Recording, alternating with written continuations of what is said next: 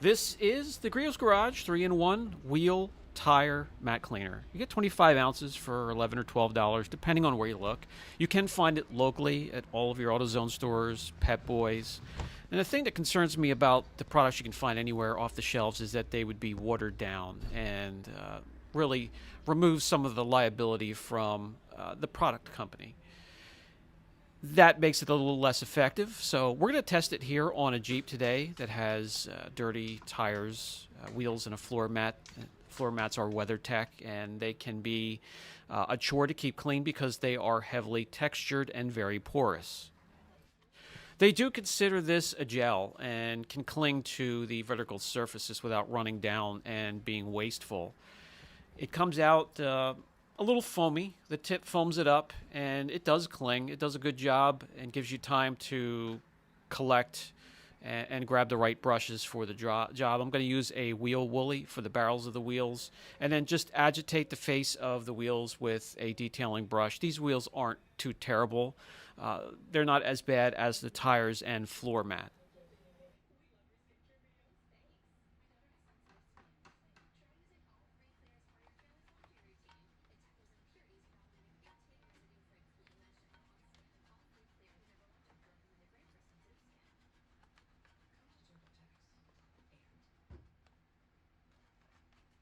You can use it to attack all factory wheels, and that includes powder coated, clear coated, and chrome wheels as well.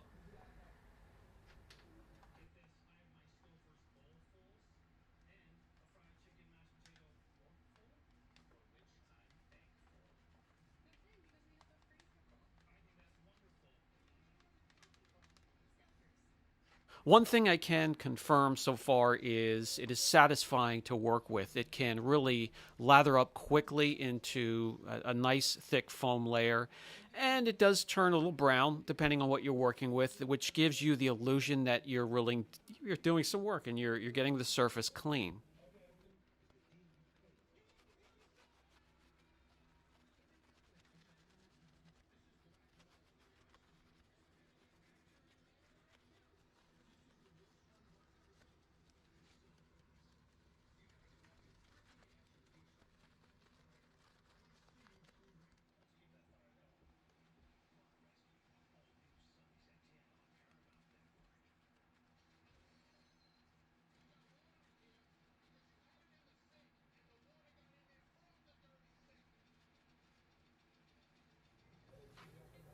A standard variety garden hose will rinse this free easily. If you're using a pressure washer, just as easy. I'm inside today, so I'll be using a rinseless wash in a pump sprayer.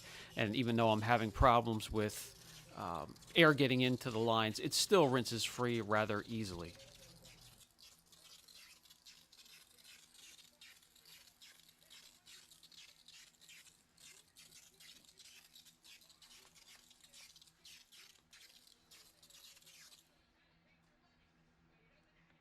And from there, we just simply dry the wheel.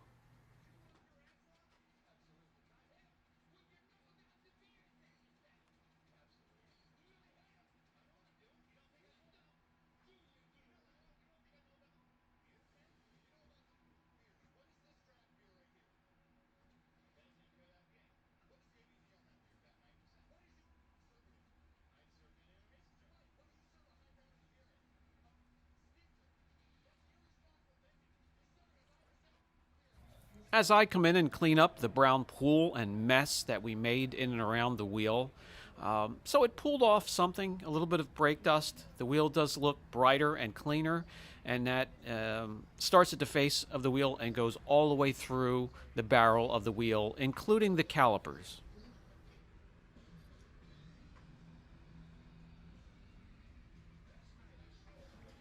Let's go from the wheels to the tires. You'll be able to see if there's a difference on these tires. They need to be cleaned. We're going to take care of the half of the tire that's towards the back of the Jeep here. So we spray a nice layer on, let it dwell for a few minutes. You will see it start to brown a little bit and break down some of the browning. And that'll give you a chance to grab your tire brushes, agitate, and rinse thoroughly.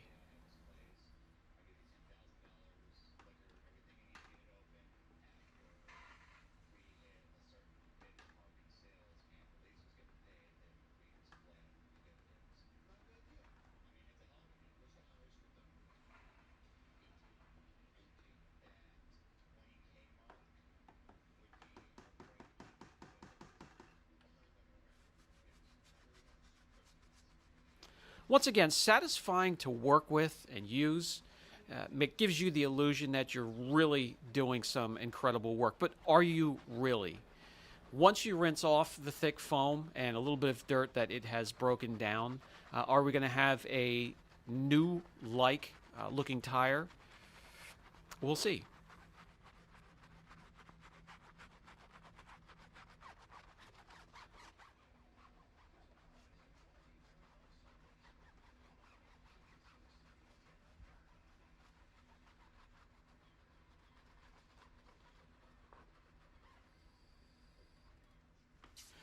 Let's rinse this mess off, let the tire dry, and we'll come in and take a look.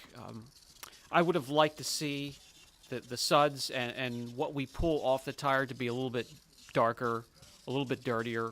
As bad as this tire was, it does need a deep clean, and I'm not quite sure from what I've seen so far that we've got a deep clean. There's lettering on the sidewall of the tires, ribbing, so have would it does need to be agitated to work properly. You're going to see that here. There's a difference. Yes, it is a little bit cleaner, but as we get in closer, the ribbing of the tire in and around the lettering and the tread, it hasn't been able to reach those indentations. It needs to be agitated and scrubbed to work properly. Let's get to the WeatherTech floor mats. These are a pain to keep nice. They stain easily because they're heavily textured and very porous.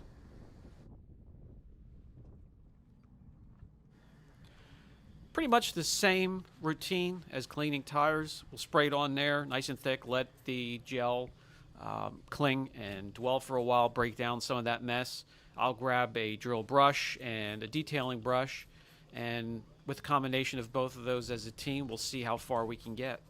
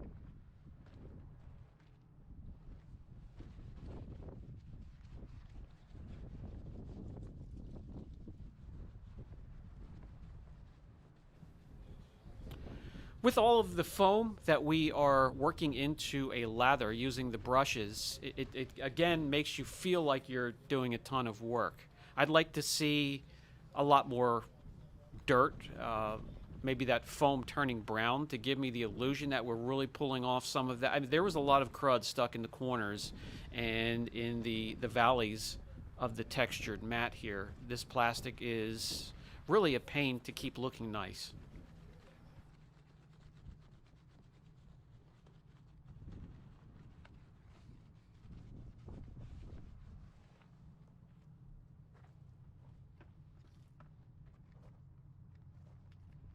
Let's rinse thoroughly, let it dry out in the nice warm sun, and we'll come back and take a look. Have we made any progress with this WeatherTech mat? We'll find out.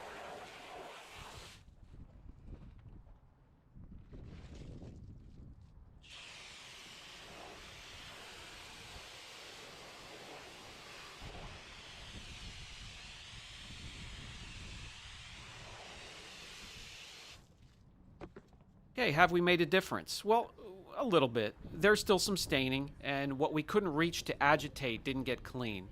So it's not a spray and rinse type of deal, and I quite frankly expected that. I have more luck using something like McKee's Floor Mat Rejuvenator on something like this and rubber, but let me know down in the comment section the results you get. I don't think it would be bad on moderately contaminated areas, but heavily soiled, and not so much.